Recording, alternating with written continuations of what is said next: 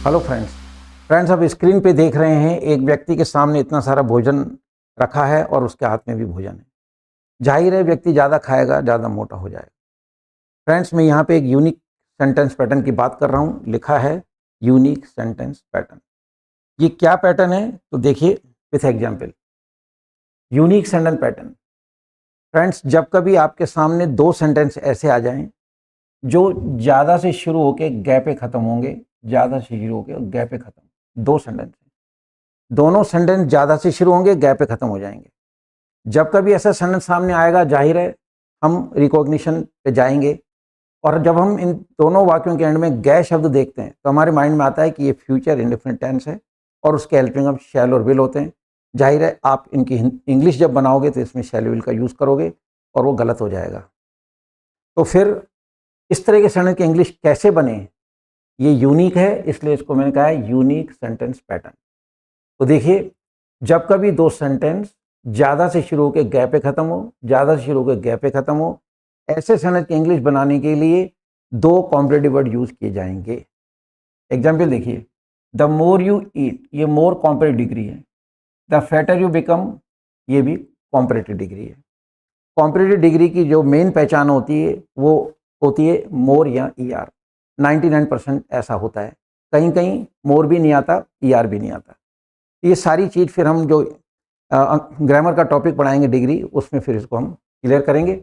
अभी सिर्फ इतना कहना है, दो सेंटेंस हिंदी में आएंगे, दोनों ज़्यादा से शुरू होकर गै पे ख़त्म होंगे, ज़्यादा शुरू के गै पे ख़त्म होंगे। इसकी ऐसे सेंटेंस की इंग्लिश बनाएं, उसमें विल शैल का प्रयोग ना करें। दो कॉम्परेटिव वर्ड यूज़ करने हैं। सेंटेंस आपके सामने है, the more you eat the fatter you become.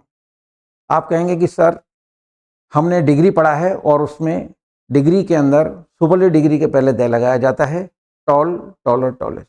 Tallest के पहले द लगाया जाता है, टॉल और टॉलर के पहले नहीं लगाया जाता।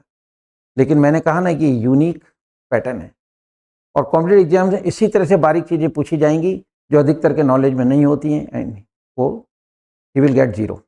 तो जब कभी इस तरह का सेंटेंस आ जाए आपको दो कॉम्परेटिव यूज़ करने, विल शैल का यूज़ ना करें। The more you eat the fatter you become. दूसरा सेंटेंस देखिए, ज़्यादा खाओगे ज़्यादा सोओगे। The more you eat the more you sleep. जरूरी नहीं कि एक तरफ मोर एक तरफ ई आर आवे। देखिए इसमें दो मोर आ रहे हैं, तो एक तरफ मोर एक तरफ ई आर भी आ सकता है, दोनों तरफ मोर भी आ सकता है, और ऐसा भी हो सकता है कि दोनों तरफ ई आर आ जाए। तीसरा सेंटेंस देखिए, ज़्यादा ऊपर जाओगे ज़्यादा ठंड बढ़ेगी, यानी हिल स्टेशन की बात कर रहे हैं हम। तो आप देखिए यहाँ पे, the higher you go the cooler it is.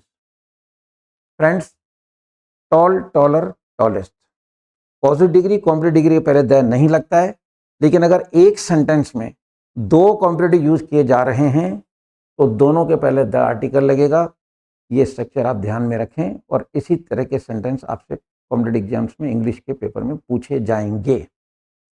तो इस तरह के जब कभी सेंटेंस बोलें विल शैल का यूज ना करें। एग्जाम्पल आपके सामने, हम रोज इस तरह के सेंटेंस बोलते हैं, ज़्यादा पढ़ोगे ज़्यादा नंबर लाओगे। The more you study the more marks you get. ज़्यादा सोचोगे ज़्यादा उलझोगे। The more you think the more you confuse या मोर यू टैंगल। ज़्यादा सोचोगे ज़्यादा पाओगे। The more you think the more you get. ज़्यादा हंसोगे ज़्यादा जियोगे। The more you laugh the more you live. ज़्यादा दोगे ज़्यादा मिलेगा। The more you give the more you get. ज़्यादा मेहनत करोगे ज़्यादा कमाओगे। The more you strive the more you earn. ठीक है, ज़्यादा रोएगा ज़्यादा पिटेगा। The more you weep the more you suffer. ज़्यादा मिलेगा ज़्यादा अच्छा करोगे। The more you get the more you wish. ज़्यादा रगड़ोगे ज़्यादा घिसेगा। किसी चीज़ को रगड़ते हैं तो डिके होती चली जाती है, तो more you rub the more it decay. ज़्यादा इकट्ठा करोगे ज़्यादा दुख पाओगे। तो इस तरह के सेंटेंस हम हमारी रूटीन लैंग्वेज में हिंदी में रोज़ बोलते हैं। तो फ्रेंड्स, है ना ये एक यूनिक पैटर्न। इस पैटर्न को अपने माइंड में रखें और जब कभी इस तरह के सेंटेंस सामने आ जाएं उनकी इंग्लिश में शैल विल का यूज़ ना करें और इस तरह से उनकी इंग्लिश बनाएं and get rid of the fear of English.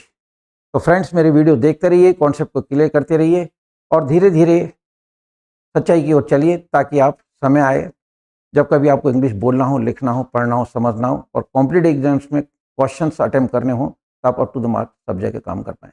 तो with this words I should say good by two all of you. जय हिंद। डाउनलोड करें इंग्लिश वाले सरदार जी ऐप और सीखें इंग्लिश।